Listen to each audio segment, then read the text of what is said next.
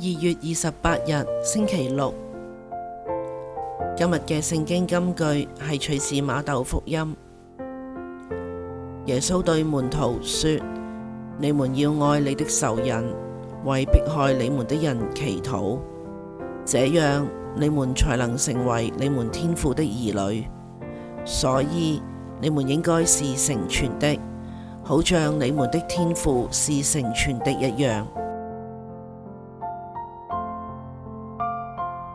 我哋反省一下，耶穌教我哋唔單止要與人和解，更加要進一步愛我哋嘅仇人，要同天主一樣，係成全噶。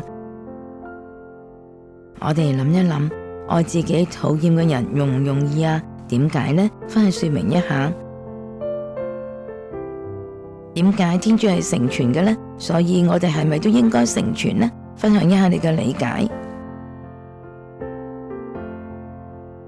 祈禱意向，願所有人都因上主嘅寬仁而團結喺佢嘅愛內，減少紛爭，互諒互讓，祈求上主賜俾我哋智慧，明白佢嘅旨意。行動回應，檢討自己能否做到耶穌嘅教導，並可以喺生活上實踐。如果未能夠做到，透過辦告解嚟求取原諒。